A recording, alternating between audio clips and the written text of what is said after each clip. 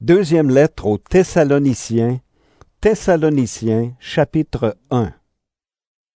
Moi, Paul, avec Silas et Timothée, j'écris à l'Église de Thessalonique, qui appartient à Dieu notre Père et au Seigneur Jésus-Christ.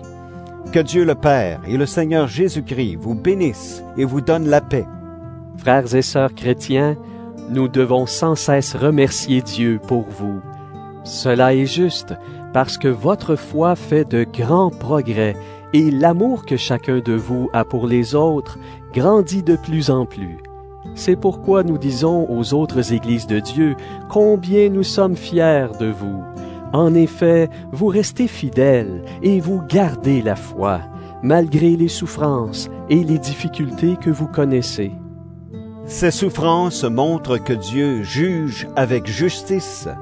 En effet, elles vous rendront dignes du royaume de Dieu pour lequel vous souffrez.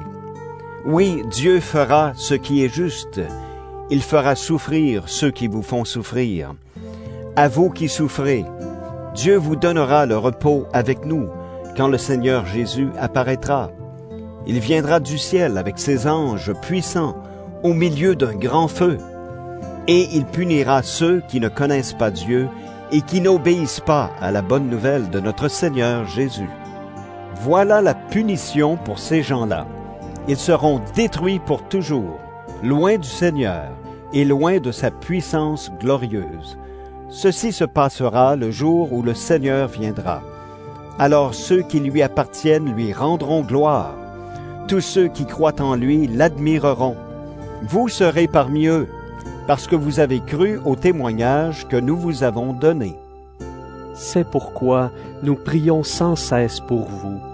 Voici ce que nous demandons à notre Dieu, qu'il vous fasse vivre en accord avec l'appel que vous avez reçu de lui, que par sa puissance, il vous aide à faire tout le bien que vous souhaitez, qu'il rende votre foi active. De cette façon, grâce à vous, le nom de notre Seigneur Jésus recevra de la gloire, et lui aussi vous donnera de la gloire. Tout cela est un don de notre Dieu et du Seigneur Jésus-Christ. Deuxième lettre aux Thessaloniciens, chapitre 2. Frères et sœurs, notre Seigneur Jésus-Christ va venir, et nous serons rassemblés auprès de lui. À ce sujet, voici ce que nous vous demandons. Si quelqu'un vous dit que le jour du Seigneur est arrivé, n'allez pas perdre la tête trop vite. Ne vous laissez pas effrayer. On peut vous donner cette nouvelle comme une parole qui vient de Dieu, ou bien comme une parole ou une lettre qui vient de nous. Ne laissez personne vous tromper par n'importe quel mensonge. En effet, ce jour n'arrivera pas avant la grande révolte contre Dieu. Le mauvais, celui qui est condamné, doit d'abord se faire connaître. C'est l'ennemi. Il s'opposera à tout ce qui est saint et à tout ce que les gens adorent.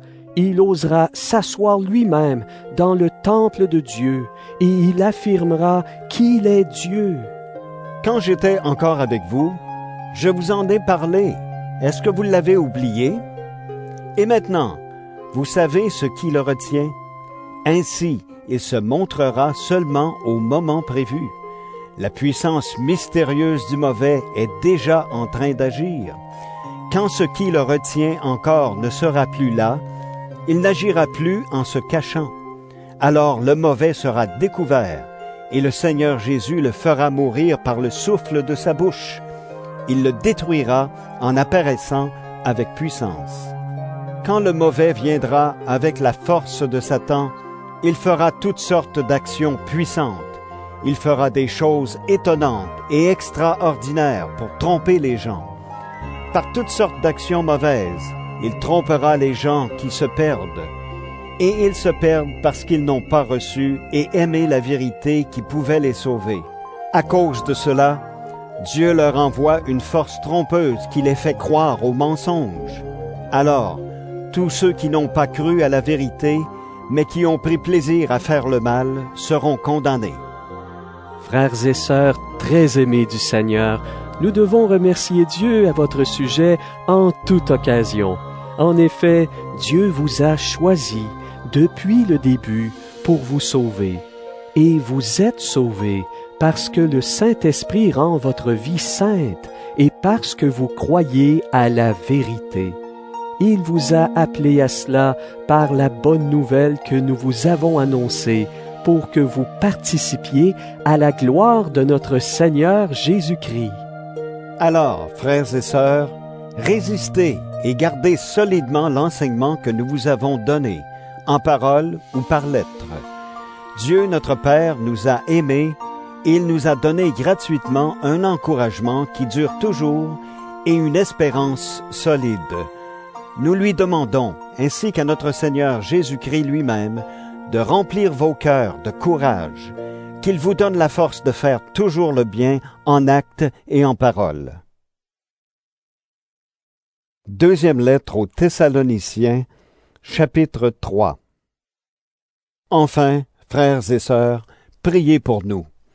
Demandez que la parole du Seigneur se répande rapidement et qu'on l'honore partout, comme on le fait chez vous. Priez aussi pour que nous soyons libérés des gens mauvais et méchants. En effet, tout le monde ne croit pas en Dieu. Mais le Seigneur est fidèle, il vous rendra fort et il vous protégera contre le mauvais.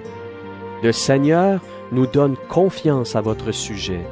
Nous sommes sûrs d'une chose, vous suivez les conseils que nous vous donnons et vous continuerez à les suivre. Que le Seigneur dirige vos cœurs, alors vous aimerez Dieu et vous serez patients comme le Christ. Frères et sœurs, nous vous donnons cet ordre au nom du Seigneur Jésus-Christ. N'allez pas avec les chrétiens qui sont paresseux et qui ne suivent pas l'enseignement reçu de nous. Vous savez bien comment faire pour suivre notre exemple.